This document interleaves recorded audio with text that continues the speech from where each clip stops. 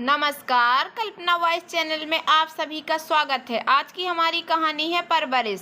साक्षी ओ साक्षी, साक्षी ओ साक्षी।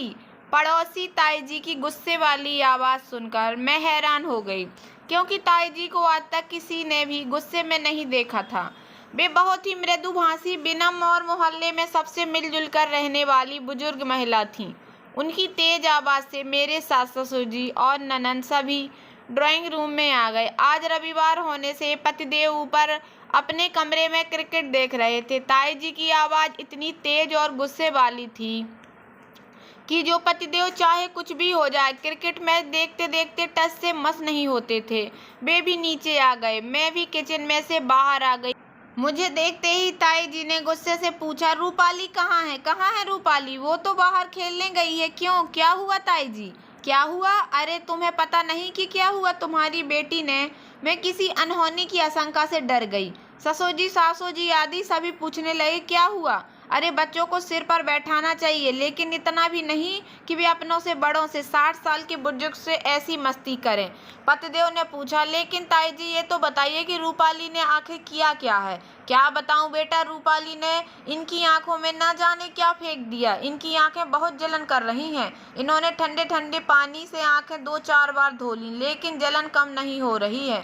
थोड़ी देर और देखते हैं, नहीं तो अनूप उनको डॉक्टर के पास लेकर जाएगा। ताई जी ने कहा, सासू जी को तो बस मौका ही चाहिए था मुझ पर ताने कसने का।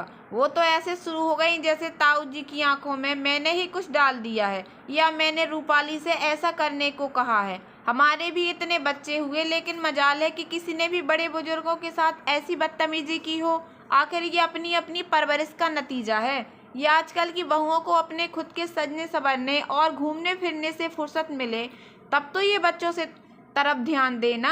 माँ को बोलते देख पतिदेव कहाँ चुपचाप रहने वाले थे। वे भी बोलने लगे, मैं तो दिन भर ऑफिस में रहता हूँ। अब ये तो साक्षी का काम है ना कि बच्चों को अच्छी परवरिश दे। मैं कुछ बोलता हूँ तो इसका मुंह बन जाता है, इसलिए मैं तो अब घर में कुछ बोलता ही नहीं। लेकिन इसका मतलब ये नहीं कि साक्षी बच्चों को इतना बिगाड़ दे कि पड़ोसियों को परेशान करने लगे। नाम तो मेरा ही खराब होगा ना। ससुर जी ने कहा, आज तक हमारे घर के बच्चों की किसी ने भी शिकायत नहीं की। सासू जी ने कहा, हमारे तो 8-8 बच्चे थे, इनसे सिर्फ 2 बच्चे भी संभाले नहीं जाते।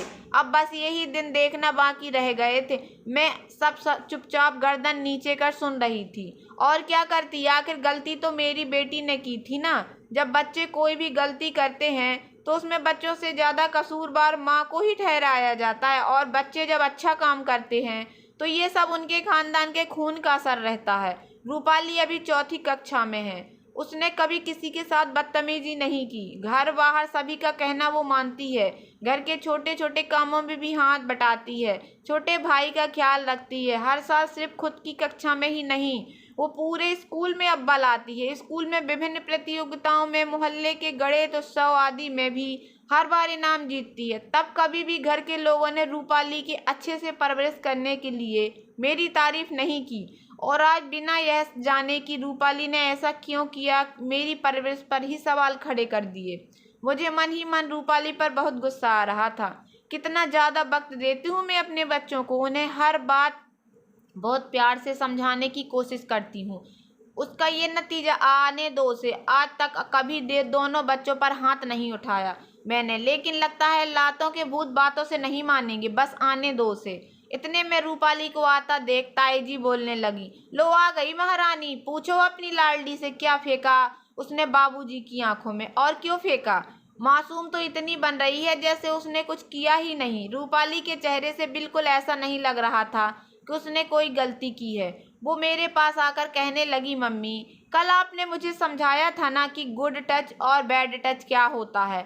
दादाजी कई बार मुझे टच करते थे, मुझे अच्छा नहीं लगता था, लेकिन ऐसे में मैं क्या करूं, मुझे समझ नहीं आता था। आपके समझाने पर मेरी समझ में आया कि ये बैड टच है और इसे हमें रोकना चाहिए। आपने मुझे मिर्च स्प्रे दिया था और कहा था यदि कोई आप तुमको बार बार बैड टच करे, मना करने पर भी नहीं माने, तो यह मिर्च स्प्रे उनकी आंखों में डाल देना। आज तो दादाजी ने मुझे अकेली देखकर जोर से पकड़ लिया था। इसलिए मैंने वो मिर्च स्प्रे दादाजी की आंखों में डाल दिया।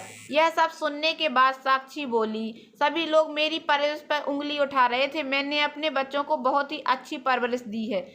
तो गलत ही होता है। और ताईजी से कहा, आपको आपके सवाल का जवाब मिल गया है कि क्या डाला है और क्यों डाला है। अब आप जा सकती हैं। सभी घर वालों की नजरें नीची हो गईं और सभी साक्षी से माफ़ी मांगने लगे। तो दोस्तों, कैसी लगी आप लोगों को मेरी ये छोटी सी कहानी? अगर आप लोगों को ये कहानी पसंद आई हो तो प्लीज़ मेरे वीडियो को लाइक कर देना। चैनल पर नए आए हो तो प्लीज़ सब्सक्राइब कर लेना और ज़्यादा से ज़्यादा शेयर करना। धन्यवाद दोस्तों।